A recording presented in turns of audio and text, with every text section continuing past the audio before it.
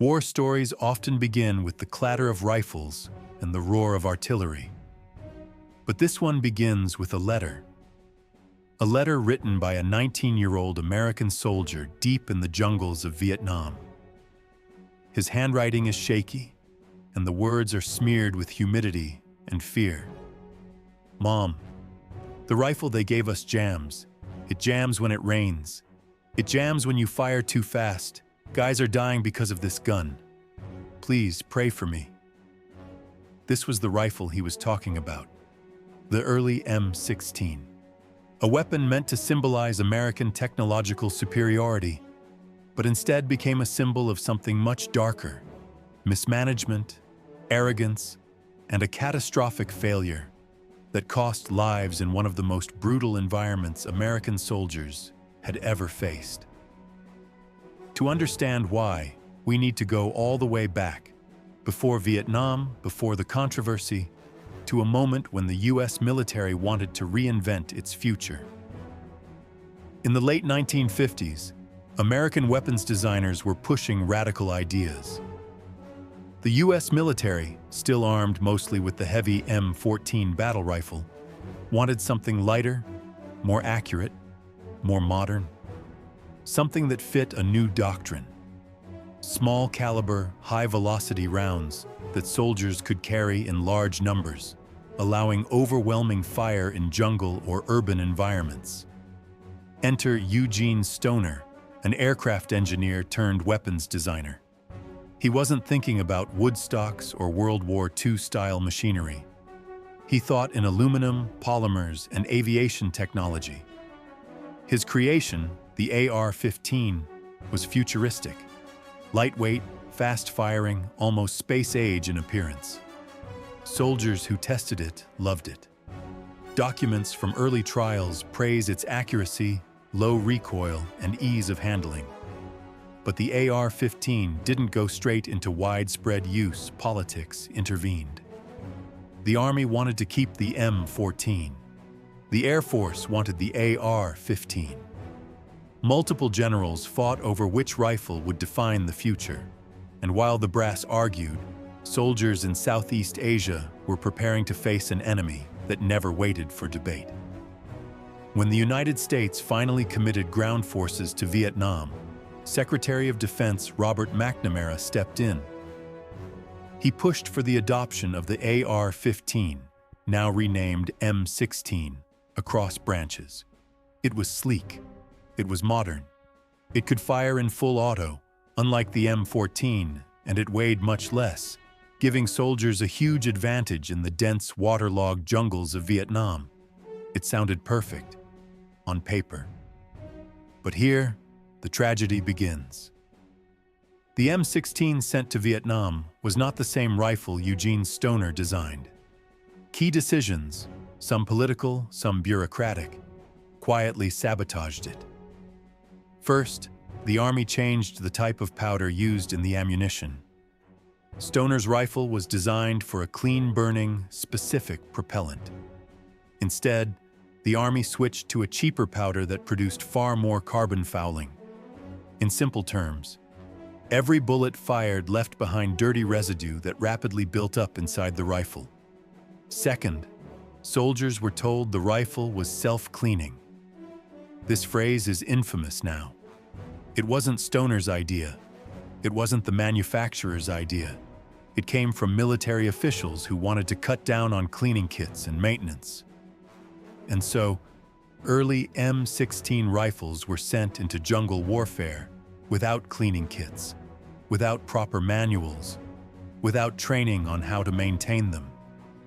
You can imagine what happened next.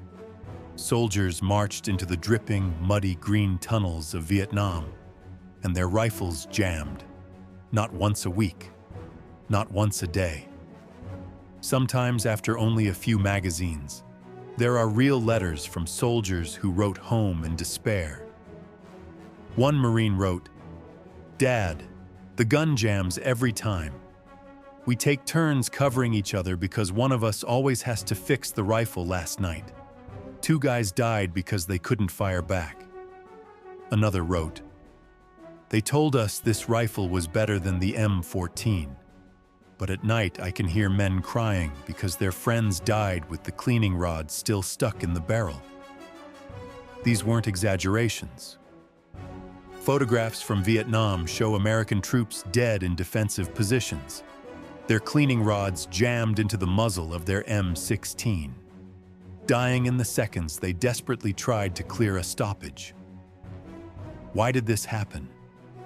Because the M16 was a precision instrument thrown into hell.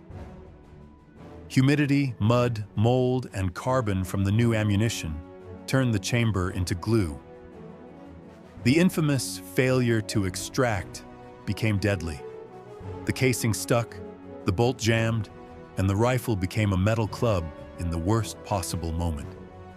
Meanwhile, Viet Cong fighters used the AK-47, a weapon designed specifically to survive mud, sand, water, and neglect. U.S. soldiers wrote home, frustrated, "The enemy guns always work, ours don't." The contrast was devastating, but the tragedy didn't end there.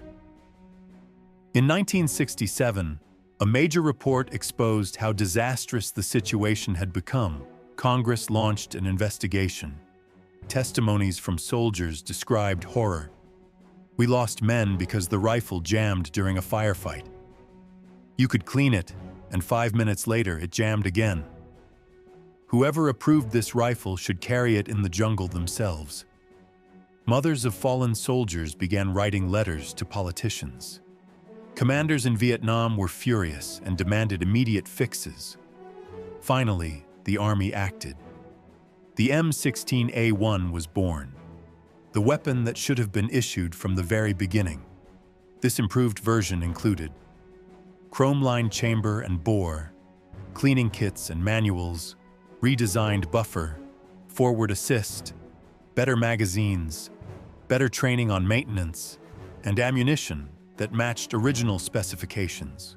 With these corrections, the M16 became a reliable weapon.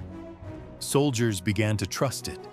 By the 1970s, the rifle had shed much of its cursed reputation, eventually evolving into the M4 carbine used today. But that transformation came too late for many. The early failures of the M16 represent more than just a faulty weapon.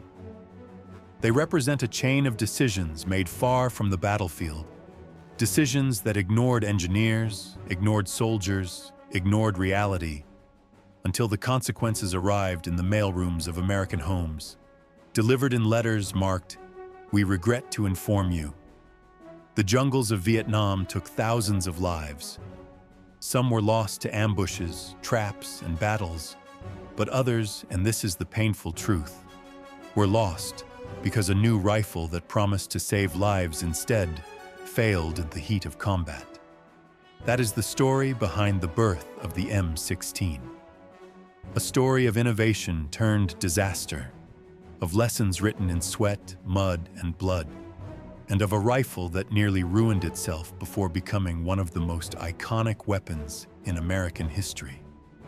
And when we read those old letters, smudged, water-damaged, written by boys who never came home, the message is clear.